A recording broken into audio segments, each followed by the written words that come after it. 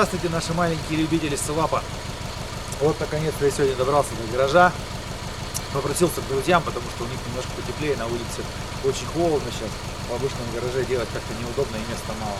Приехал сам своим ходом, и езды тут километров 20, наверное, 30. Вот. В принципе-то и мотор не скажешь, что собрался помирать, потому что работает он нормальный, и на холодную, и на горячую, то есть звук у него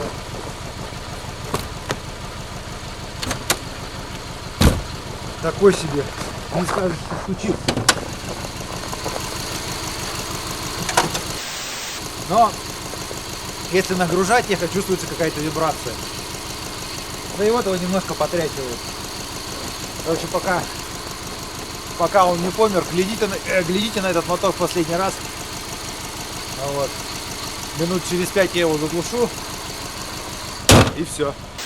Я надеюсь, что мы управимся. Ну, как минимум за 2 дня. Вот. Поэтому время ебашить. В общем, опять же, процедуру снятия мотора, откручивания особо не показываем, потому что 100 раз одно и то же все объяснять. На чем, так быстренько заострить внимание, что обязательно снимать. Вот мы, например, не стали опять кондиционер разгерметизировать, мы просто его открутили, скинули и поставим его сразу заправленный на новый мотор, чтобы лишний раз не заправлять. Вот. Снимается радиатор. Радиатор снимается. Так. Тут все просто. Значит, кулек снял. Тут у нас доступ к коробке. На коробке раз болт, два болт, снизу 2 болта. У кого-то там больше болтов, у меня только на 4 она держится. Даунпайп отсюда открутил. Вот. Даунпайп, воздухан снял. Такого-то тут шибко ничего, премудростей никаких нет. Вот эту ебалайку нужно открутить вот отсюда. Снизу мотор крепится на поду, там всего 2 болта, в основном весь мотор крепится гайками на 14, гайками, болтами. Вот, имея ключ на 14, можно мотор открутить. Так, фишки тут все отсоединить, тут как бы много ума тоже не надо. Вот.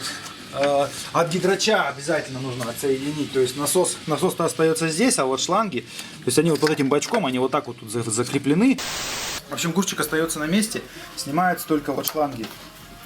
Вот этот под ним, раз, два снимается, убирается в сторону вот так вот. И вот и все, он вот болтается уже. Его сейчас нужно только поднимать, домкратить. И вот здесь, как же без этого-то, сцепление, то есть на механической коробке передач выкручивается пробка, вот эта вот стопорная пробка пальца выжимной вилки, блять, я путаюсь в словах, пиздец. Вот, туда вкручивается вот такой вот болтик, и за него тянете, блять, надо плоскогубцы, болтиком на 6 тащите оттуда палец, он сейчас, наверное, на изломе, поэтому так, тащите оттуда палец, высовываете вот эту вилку поднимаете вверх, чтобы у вас освободилась она от сцепления, и все, и мотор, по идее, можно брать и вытаскивать и снимать. В общем-то, никаких премудростей нет. 100 раз, чтобы не объяснять, в общем, одно и то же. Все как обычно, мотор снимается легко. В общем, снизу это вот так все печально выглядит. Целый год мотор ссал маслом. Подушечки вон лопнули. Все в говнище. Вот, значит, чтобы снять мотор, нужно раз и 2. Вот открутить, он на подушечках вот стоит. И все, снизу больше ничего не держит. Матюль! Хуетюль, блядь. Масло черное, блядь. Для тех, кто считает, что если масло черное, значит оно плохое, а если масло чистое, значит оно пиздатое, могу с полной уверенностью заявить, что вы долбоеб. Визуально тут как бы ничего не понятно, но в общем мотор отсоединен и просто лежит на балке. Осталось его только поднять. Для этого мутим на потолке крюк. С косой вот непонятки у меня, еще не знаю, менять или нет косу. Вот замутили импровизированную такую штуку. Как это назвать? Вкрутили в потолок. Че, парняк, пизни что-нибудь? Да погоди ты нахуй.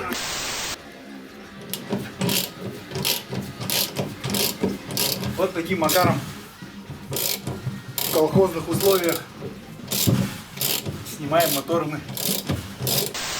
Гидравлическим гайковертом, конечно, все было гораздо веселее, но у нас оборвало ремень. Мы же не ищем легких путей. Вот. Сейчас, получается, мы снимем мотор. Вот я его поднимать буду до утра, правда. Че, а нахуй, что мне вообще говорить? Тут ничего такого не происходит. Космического. Радиатор главное не помять, вот. Мы радиатор охлаждения-то сняли, а тут еще радиатор кондиционера. Кондиционер у нас, как ни странно, рабочий, поэтому радиатор ломать не хотелось бы. Но сейчас очень долго буду я его поднимать. Потом нужно будет снять крышки, снять ГРМ, чтобы пластиковый кожух перекинуть на тот мотор, потому что тот при транспортировке пострадал и там поломало все крышки пластиковые. Ну вот пока все. Ёбаная тяжелая хуйта.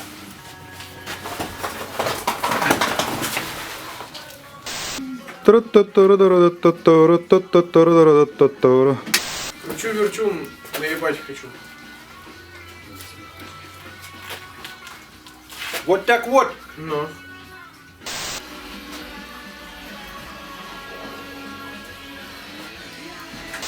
Попизди что-нибудь. Ну вот. Диск. Сколько я на нем проехал? 1015, наверное, проехал. Ой! Вот. Корзиночку сняли. 6 болтиков открутили. Сейчас снимаем маховичочек.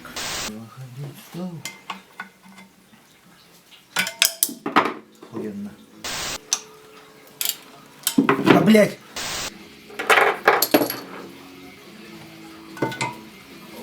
Бля, сухонько вообще, вот не протекает, ни вообще ничего, ни цеплюшечки.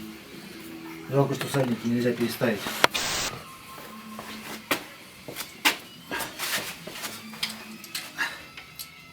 В общем, маховик, получается, у нас держится на 9 болтах.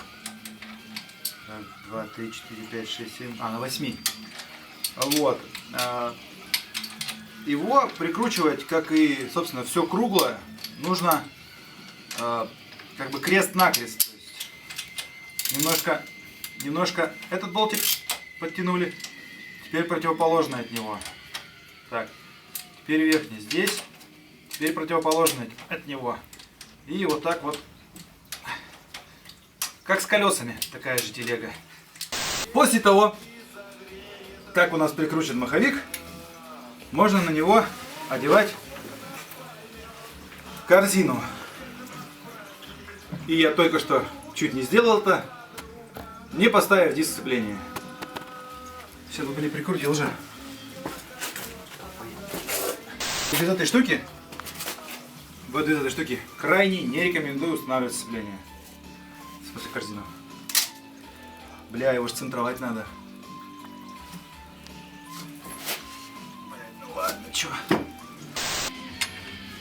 Пока не оцентровано, там внутри диск сцепления, вот он болтается у меня сейчас. Пока он не оцентрован, ровно посерединке не поставлен, болты затягивать нельзя, иначе вы двигатель на коробку не оденете. Центруем. Вообще есть специальные приблуды, но они есть у нормальных людей. У нищебродов есть глазомер. И это все, чем мы можем позволить себе довольствоваться.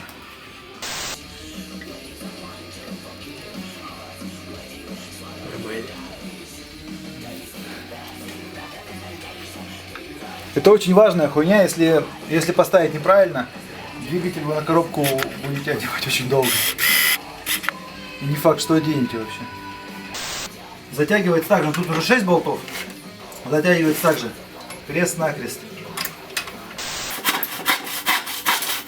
Вот, собственно, для этого мы и забирали поддоны. Да, это очень ответственное мероприятие. Вскрыл мотор, и, если честно, я офигел. Он идеально чистый. Просто очень круто. Прям не ожидал я такой чистоты от этого мотора.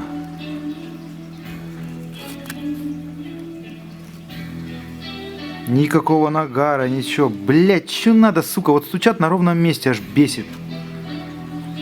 Так жалко. Хороший мотор, реально.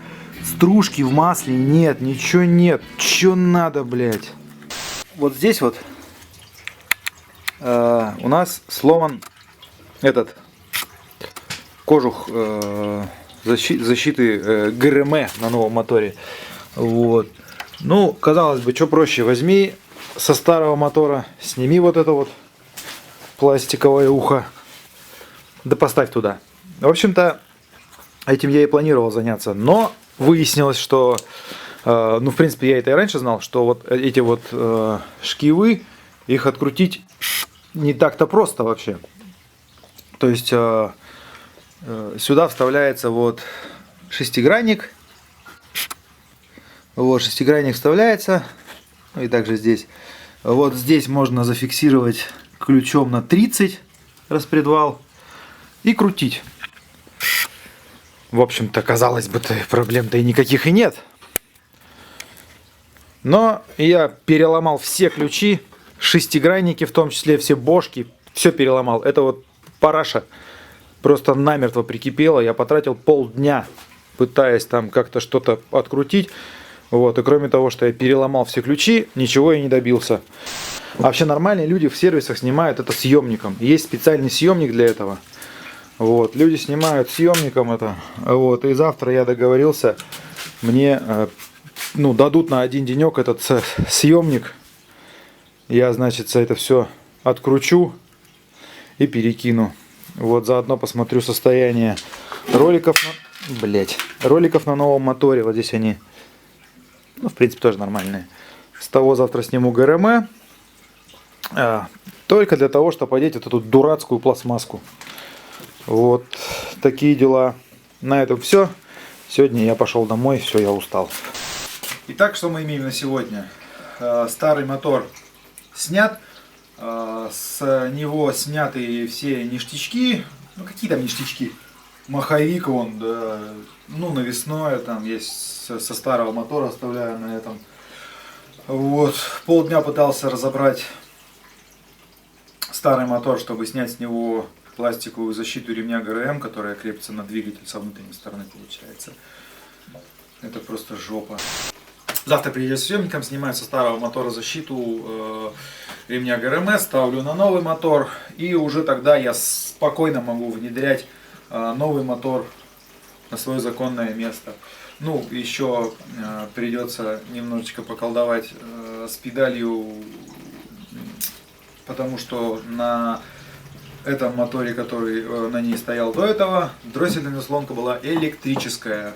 Вся фишка нового мотора в том, что на нем дроссельная заслонка механическая. И самый главный, самый жирный плюс, то что мозги, которые идут вот с этим мотором под механический дроссель, они шьются. Их можно шить без какого-то колхоза и вмешательства. Вот. А родные мозги на автоматных турбофорях не шьются вообще. Вот, поэтому я так хотел именно этот мотор с его мозгом, потому что он как раз таки с такого же Форестера, но из-под механики, из-под механического дросселя, чтобы все было по фэншую, чтобы все как на настоящем ВРХ, никаких электродросселей, настоящий механический дроссель и шьющийся мозг, это самое главное. До новых встреч!